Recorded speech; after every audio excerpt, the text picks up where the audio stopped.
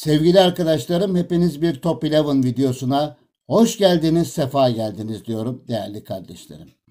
Şimdi arkadaşlar bu sezonun başından beri bir güncelleme geldi biliyorsunuz. Bir alıştığımız bir antrenman sistemi vardı. Bu sistemden çok farklı, çok daha komplike, çok daha geniş kapsamlı yeni bir antrenman sistemine geçmiş bulunmaktayız. Tabii ki alışkanlıklarımızdan bir anda geçmek kolay olmadı. Herkesin kafasında bu sorular var. Bu konularla ilgili yapılan videolar, fikirler var. Bunlara da saygı duyuyorum. Ama ben şahsen kendi antrenman sistemimi, yani ben ne yaptım onu göstermek istiyorum. Dolayısıyla e, her gün antrenmanda benim edindiğim kanaat şu ki her gün fulllemek, her gün full yapmaya çalışmak çok fazla yeşilinize mal olacak arkadaşlar. Yani birazcık açıkçası konuşmak gerekirse bu yeni antrenman sistemi tam bir yeşil canavarı diyorum. Her gün fulllemeye kalkarsanız. Ama yeteri derecede, makul derecede bir seviyeyle çıkmanız bence daha mantıklı ve daha az yeşil harcayarak daha mantıklı olacağını düşünüyorum değerli arkadaşlarım. Şimdi arkadaşlar öncelikle lafı çok uzatmayalım ve hemen e, benim kendi yapmış olduğum antrenman sisteminden örnek vererek geçiyorum arkadaşlar. Şimdi arkadaşlar biliyorsunuz her gün bir tane günün oyun kitabını bize Top 11 veriyor. Şurada görüldüğü gibi her gün bir tane günün oyun kitabını veriyor bedava olarak. Bunun dışında ek ilave kısa bir video izleyerek de ayrı bir ödüle, ayrı bir oyun kitabına daha sahip olabiliyorsunuz. Bunları muhakkak alın diyorum arkadaşlar. Günlük o ödülünüzü de alın. Video seyrederek ikinci bir kitapçığınızı, ikinci bir antrenman kitapçığınızı da alın. Tekrar antrenman sistemine geri dönüyorum. Şimdi arkadaşlar ben ne yapıyorum? Tabii şimdi ben de eski antrenman sistemimden farklı bir sistem uyguluyorum. Ve şu ana kadar daha evvelki videomda demiştim hani iyice benim de incelemem gerekiyor diye. Birkaç modeli denedim.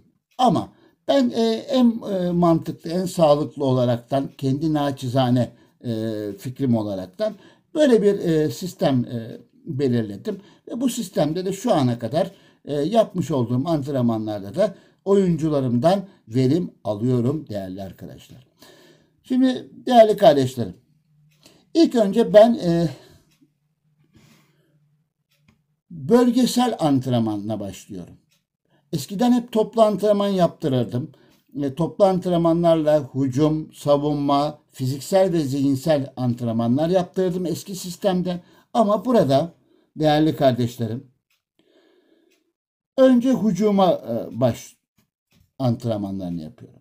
Teke tek bitiricilik, pas, şut, koşu, duran top kullanma, şut tekniği, slalom ve kanat oyunu. Arkadaşlar bu antrenman sisteminin bir özelliği var. Eğer tek düze yani eskiden kolay ve orta antrenmanları tercih ediyordum ama baktım ki kolay ve orta antrenman paketiyle çok fazla bir ilerleme sağlanmıyor. Muhakkak araya bir zor antrenmanı da en son olarak koyuyorum ki önce kolayla başlıyorum. İki tane kolay antrenman veriyorum. Arkasından duran top kullanma, şut tekniği gibi iki tane orta antrenman yapıyorum. İki tane de zor antrenmanla aşağı yukarı %13 gibi bir kondisyon harcayaraktan da o antrenmanı kapatıyorum. Bu antrenmanı ne yapıyorum? Bu antrenmanı hücum oyuncuları için veriyorum. AMC, ST gibi hücum oyuncuları. Yani bölgesel bir antrenman yaptırıyorum değerli arkadaşlar. Ondan sonra geçiyoruz. Tabii ben antrenmanı yaptırdığım için dolayısıyla şimdi bir de bir karşılaşmamızlarımız olacak. O yüzden de hani tekrar bir antrenman yaptırmamak adına tamamen raporlarımın üstünden nasıl bir antrenman yaptırdığımı size paylaşmak istiyorum. İkincisi arkadaşlar defansif antrenman. Yine defans oyuncularını seçiyorum. Bu sefer yine DMC, DC, kaleci de buna dahil ederekten defans oyuncularıyla bir harmanlayaraktan arkadaşlar bir antrenman sistemi yapıyorum. Önce gene kolaydan başlıyorum. Video analizden başlıyorum. Bu önemli arkadaşlar. Bakın, önce zor antrenmanla başlamayın. Önce kolay yapın. Kolaydan zora doğru gidin. Bakın, bu sıralama da önemli. Hani bölgesel veya toplu. Nasıl bir antrenman programı sizin için uygunsa, ama önce kolaydan başlayın arkadaşlar. Çok kolaydan başlıyorum görüldüğü gibi. Burada video analiz, kafayı kullanmak, tek defans hattı, hücumcuyu durdur gibi orta antrenman, ortaları savunma, rakibe pres uygulama. Bu genelde savunmanın klasik antrenmanları arkadaşlar. Bunları da savunma oyuncular için yaptırdıktan sonra şimdi geliyoruz esas önemli olan kısma. Hemen raporlarıma geçiyorum arkadaşlar. Şimdi arkadaşlar, fiziksel ve zihinsel antrenmanlar da önemli. Zaten bunu eskiden beri yaptırıyorduk. Ama ben bunun yanında 2 tane de özellikle yeni antrenman sisteminden koymaya çalışıyorum. Isınma, germe, merdivenli kuvveti ve uzun koşu, biliyorsunuz eski antrenman sisteminde de olan bir antrenman programımızdı. Ama ben şimdi bunun yanına ne ekliyorum? Ne ekliyorum? İlk temas oyunu ve top kontrolünü ekliyorum. Çok kolaydan başlıyorum. Burada yalnız bakın, öbür antrenmanlarımda, bölgesel antrenmanlarımda çok kolaydan başlamıştım. Çok zor antrenmanda bitirmiştim. Ama burada önce futbolculara çok kolay bir antrenman, bir ısınmayla başlıyorum. Germe, merdivenli kroika ve uzun koşuyla devam ederken bir anda kolay antrenmana dönüyorum. Yani futbolcuları aslında yoruyorum. Daha sonrasında rahatlatıcı antrenman yapıyorum. Yani ilk temas oyunu ve top kontrolü gibi. Bunu tabii siz günlük elde edeceğiniz, kitapçıktan elde edeceğiniz antrenmanda buna ilave edebilirsiniz. Yani şu 2 antrenmanı istediğiniz şekilde de değiştirme şansınız var. Yani ben bu antrenmanda bunu koydum. Ama yarın veya bir başka bir gün başka bir antrenmanı da buraya koyabilirim. Yani şurası açık kalmak kaydıyla şu 4'ü sabit tutuyorum arkadaşlar. Şu 4'ü sabit tutuyorum. Kalan 2 antrenmanı değiştirebiliyorum günün durumuna göre diyelim arkadaşlar. Tabi bunları yaparken de reklamla destekleyerek antrenman etkisini de 2 katına çıkarmayı da ihmal etmiyorum değerli kardeşlerim. Şimdi geldik bir başka kısma. Ve tekrar geldik bir başka kısma. Şimdi son kısmında yani antrenmanın 4. kısmında tamamen o günün ve bana verilen bu hücum, savunma, fiziksel ve zihinsel haricindeki şu antrenman programlarından, bakın gördüğünüz gibi zaten buradan görüldüğü gibi hücum, savunma, fiziksel, zihinsel bizim daha evvelden gelen antrenman programlarımız. Ben bunun haricinde örnek olarak topa sahip olma ve şöyle söyleyeyim, ben şöyle kendimi hafif biraz aşağı alayım. Takım oyunu antrenmanları. Bakın şöyle gösteriyorum tekrar. Takım oyunu antrenmanları içindeki antrenman programlarından bir sentez hazırlıyorum.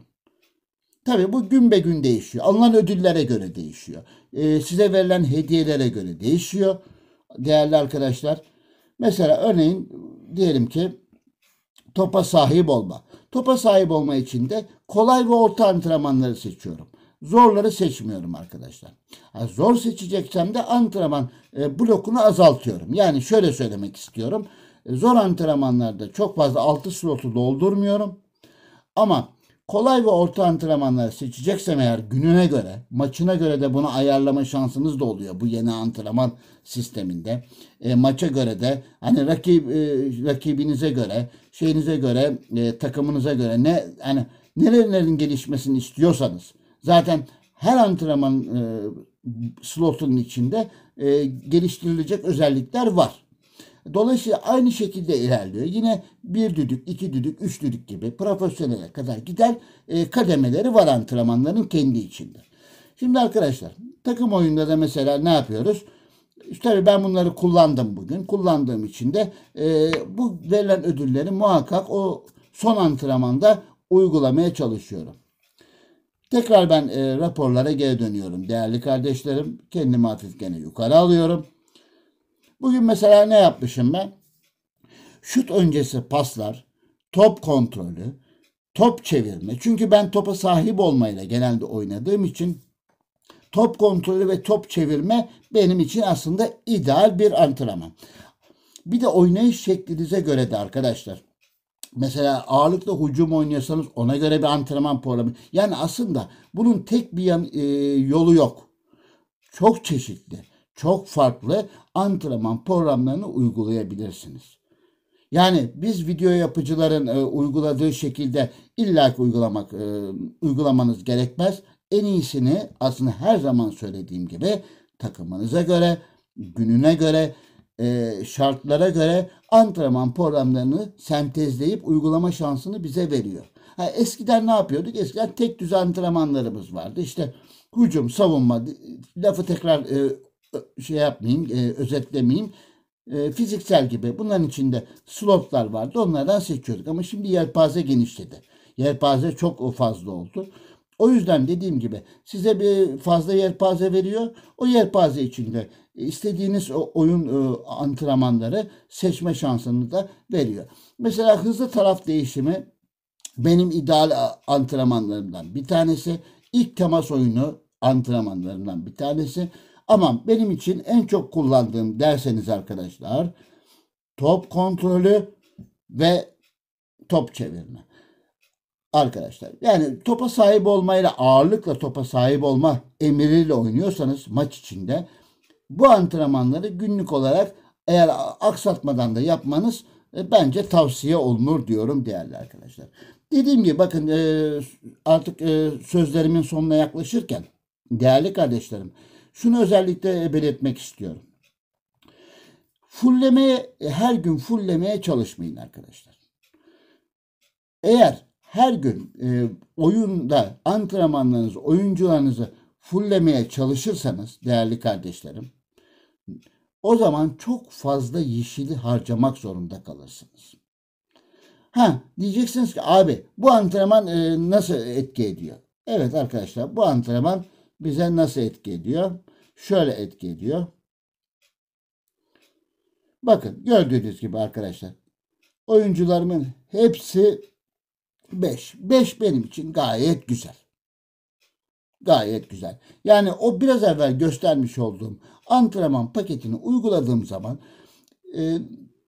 ben bütün maçlara ağırlıkla eğer o son kısımdaki değiştireceğim programda herhangi bir değişiklik fazla yapmazsam eğer ağırlıkla 5 ile maça çıkıyorum. Bence yeterli.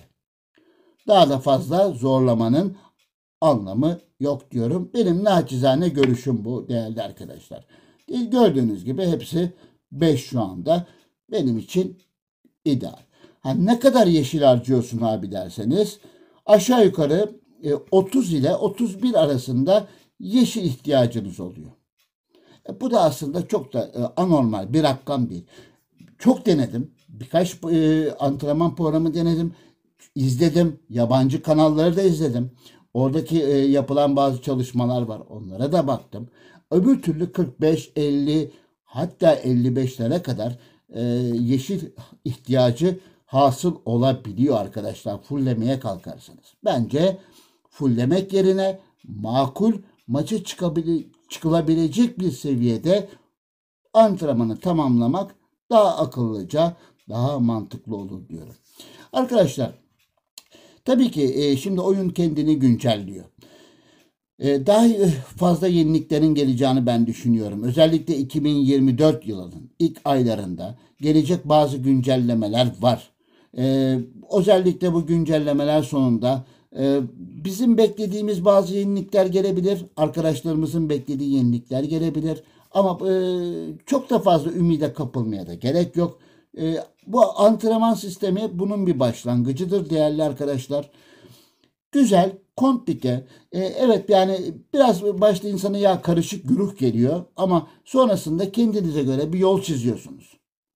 En iyi bildiğiniz yol kendinize göre maksimum faydayı aldığınız minimum e, harcama maksimum fazlalıkla aldığınız yoldur arkadaşlar. Ben bunu bilir, bunu söylerim. Değerli arkadaşlar. Benim size naçizane ailemizin kanalından söyleyeceklerim bunlar. Arkadaşlar güzel. Hepimiz için de hayırlı olsun yeni antrenman sistemi. Tabii yenilikler gelecek. Yenilikler gelince tabii biz de bunlara yani yansıtmaya çalışacağız. Dolayısıyla oyun daha iyi, güzel bir yöne evrilmeye başladı. Daha iyi bir şekilde evrilmeye başladı ama kesinlikle oyun ne bize dayatırsa dayatsın, ne diretirse diretsin biz en iyi bildiğimiz yoldan şaşmayalım değerli arkadaşlar. Arkadaşlar hepinizi sevgi ve saygıyla selamlıyorum. Bir başka Top 11 videosunda da tekrar görüşmek üzere diyorum. Saygılar ve sevgiler.